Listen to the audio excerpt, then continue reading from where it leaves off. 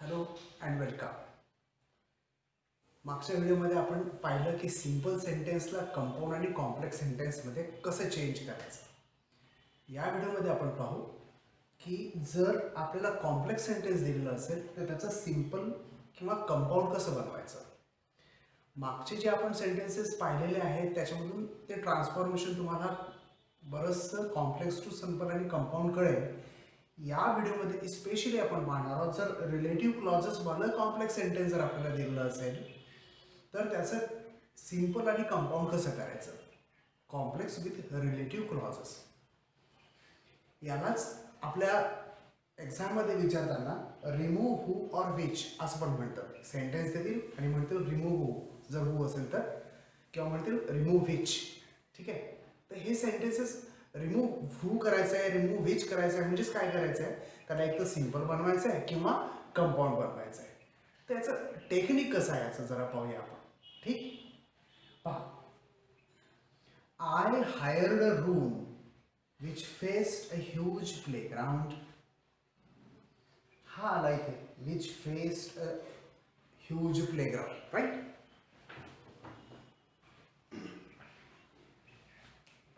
हा आला relative clause. कोणता क्लॉज म्हटलं? Relative clause. का बरं? रिलेशन सांगतो. हा कसं relation? I hired a room. Which room? कुठली रूम? याच्याबद्दलची माहिती, ह्याच्याबद्दल याला रिलेट असलेला क्लॉज आहे हा. Which room which faced huge playground. So this clause is telling something more about room. So this clause is called as a relative clause. Okay, जर असा relative clause जर दिलेला असेल, हा नॉर्मली कसा ओळखता येतो? इथे तुम्हाला विच हे सबऑर्डिनेट म्हणजेच रिलेटिव्ह प्रोनाउन पाहायला मिळेल. या विचच्या ठिकाणी हू पण पाहायला मिळेल. विच तेव्हा लावतात ज्या वेळेला याच्या आधीची जी ही वस्तू आहे ना, हे नाउन, हे जर इनॅनिमेट असेल, म्हणजे ज्याला जीव नाही असं असेल. पण हे जर ह्युमन बिईंग असेल ना, म्हणजे ह्युमन बिईंगला सोडून जर असेल दुसरं कुठलं तर विच, आणि ह्युमन बिईंग जर असेल तर मात्र हू. ठीक आहे. रिलेटिव्ह क्लॉज जर असेल, त्याचं सिंपल जर करायचं असेल, त्याचं टेक्निक काय लक्षात ठेवायचं पहा बरोबर.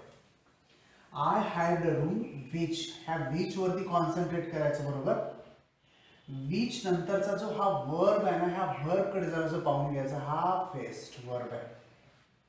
ठीक आहे, जर हा वर्ब ऍक्टिव्ह फॉर्म मध्ये, ऍक्टिव्ह व्हॉइस मध्ये दिसत असेल, ऍक्टिव्ह व्हॉइस आणि पॅसिव्ह व्हॉइसची रूप तुम्हाला माहिती आहे ना.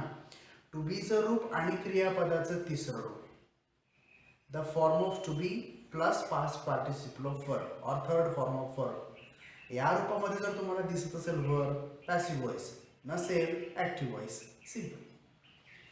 इथे तसं नाही आहे काही, म्हणजे हा ऍक्टिव्ह व्हॉइस फॉर्म मध्ये आहे. जर विच नंतर आलेला हा जो वर्ब ऍक्टिव्ह व्हॉइस फॉर्म मध्ये असेल तर काय करायचं, या वर्बला, या वर्बचं सरळ आयएनजी फॉर्म करून टाकायचं. फेस आहे, याचा आयएनजी फॉर्म होईल फेसिंग. आणि हा जो विच आहे, हा विच इथून काढून टाकायचा. हे झालं आपलं सिंपल सेंटेन्स. पहा, I hired a room. Which चालला जाईल, फेस्ड आहे, त्याचा आयएनजी फॉर्म आपण इथे वापरू. काय होईल? Facing. Facing a huge playground. आता काय झालं, याच्यामध्ये फक्त एकटाच वर्ब शिल्लक राहिला, फायनाइट वर्ब, आणि हे सेंटेन्स झालं सिंपल सेंटेन्स. किती सोपं आहे पण.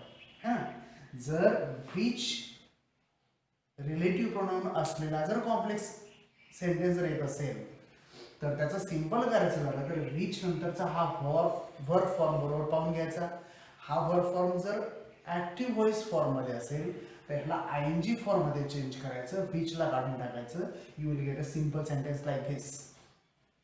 बरं, कंपाऊंड सेंटेन्स असेल तर काय करायचं पहा.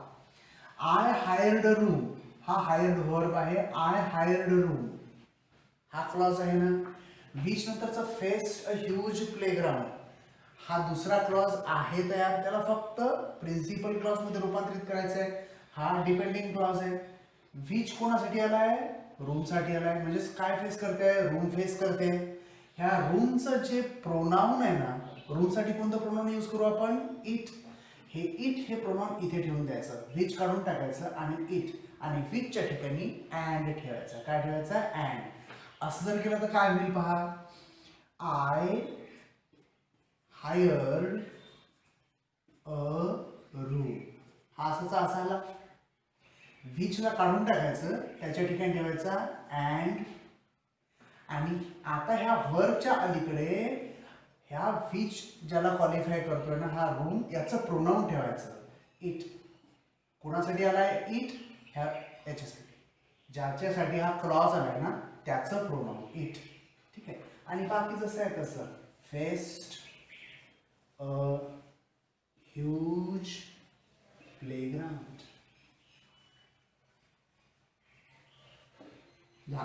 हे झाल्याचं कंपाऊंड. सोबत एकदम सोपं. आता दुसरा type, he presented his project work which was praised by all. पुन्हा याचं जर सिंपल करायचं असेल तर you will have to focus to which. याच्या नंतरचा जो वर्ब आहे त्याला बरोबर बारकाईने पाहून घ्या. Was praised. हा मात्र पॅसिव्ह व्हॉइस मध्ये आहे. Was third form, praised to बीचं रूप, क्रियापदाचं तिसरं रूप. हा पॅसिव्ह फॉर्म आहे. हा ऍक्टिव्ह व्हॉइस होता, हा पॅसिव्ह व्हॉइसच्या फॉर्म मध्ये आहे. जर वर्ब व्हिच नंतरचा हा पॅसिव्ह फॉर्म मध्ये असेल तर काय करायचं? जे टू बीचं रूप आहे हे टू बीचं रूप काढून टाकायचं,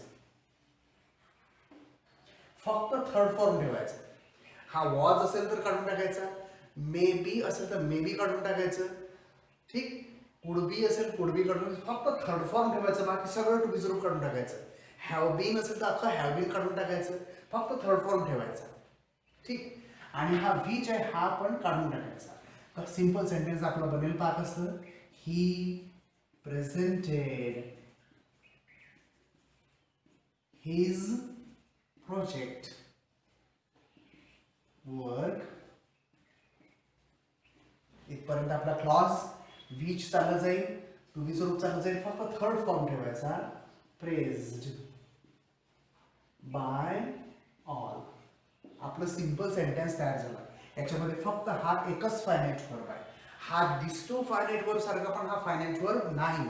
हा थर्ड फॉर्म आहे, पास्ट पार्टिसिपल ऑफ वर्ब आहे. तो पार्टिसिपल आहे, नॉन फायनाइट फॉर्म आहे, फायनाइट नाही. म्हणजे फायनाइट फक्त एकच आहे हा. ठीक. आणि म्हणून हे झालं simple sentence. He presented his project work praised by all. This is a simple sentence. याचं जर कंपाऊंड करायचं असेल, सेम टेक्निक वरच्या सारखंच. जिथे विच आहे ना, ह्याच्या ठिकाणी अँड, आणि हा जो वर्ब आहे ह्या वर्बच्या ठिकाणी याचं प्रोनाउन. म्हणजे कसं? वरच्या सारखं. ही प्रेझेंटेड हिज प्रोजेक्ट वर्क. झालं इथपर्यंत. पहिला क्लॉज झाला. विच आहे त्याच्या ठिकाणी ठेवला आपण अँड. आता ह्याच्यानंतर वर्ब पाहिजे. हा याचा प्रोनाउन ठेवायचा, सॉरी सब्जेक्ट पाहिजे, याचा प्रोनाउन ठेवायचा इट. वर्क आहे म्हणून it. Was praised by all. झालं. So this is a compound sentence. Principal clause joined with coordinating conjunction. Third type थर्डने फक्त रिलेटिव्ह प्रोनाउन बदललाय आणि म्हणून त्याचं थोडं अरेंजमेंट पण बदलली. Sunil who worked in the paper mill. आता पहा हे रिलेटिव्ह कंजंक्शन इथं झालं. आतापर्यंत हे रिलेटिव्ह कंजंक्शन कुठे आलं होतं? सब्जेक्ट वर्ब आणि त्याच्यानंतरचा जो हा ऑब्जेक्ट आहे, ऑब्जेक्टला क्वालिफाय करणारा हा आला होता. इथे पण तसंच केलं आपण. सब्जेक्ट आला, वर्ब आला, नंतर आला ऑब्जेक्ट, आणि ह्या ऑब्जेक्टला क्वालिफाय करणारा हा क्लॉज आणलेला होता आपण, रिलेटिव्ह क्लॉज. इथे तसं नाही. आता ह्या सब्जेक्टला क्वालिफाय करणाराच आहे. म्हणून याचे दोन क्लॉजेस कसे पडतात पहा.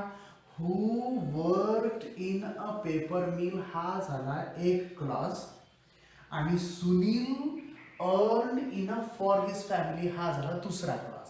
त्याच्यातला Sunil earn enough for his family हा झाला principal clause. Who worked in a paper mill हा झाला डिपेंडिंग क्लॉज. आणि असं हे झालं कॉम्प्लेक्स सेंटेन्स. अशा तऱ्हेचं जर कॉम्प्लेक्स सेंटेन्स करायचं असेल तर काय करायचं? त्याचं जर चेंज करायचं तर काय करायचं आपण पहा. हा जो हू आहे ना हा तात्पुरता जर बाजूला करून दिला तर तुम्हाला याला जॉईन करता येईल. Sunil work in a paper mill, ही पहिली action. Earn enough for his family म्हणजे ही earn enough for his family, हा दुसरा क्लॉज. सिंपल जर करायचं असेल तर टेक्निक तेच वापरायचं आहे. हू नंतरचा जो वर्ब आहे त्याला आयएनजी फॉर्म मध्ये चेंज करायचं, होईल वर्किंग. म्हणजेच कसं होईल हे, सुनील हू चालला जाईल, हा निघून जाईल इथून आणि याला आयएनजी फॉर्म मध्ये, का बरं करणार, ऍक्टिव्ह व्हॉइस मध्ये आहे. वर्किंग हा जर पॅसिव्ह व्हॉइस मध्ये असता त्याचा थर्ड फॉर्म ठेवला असता. हा ऍक्टिव्ह व्हॉइस आहे म्हणून फक्त आयएनजी लावायचा.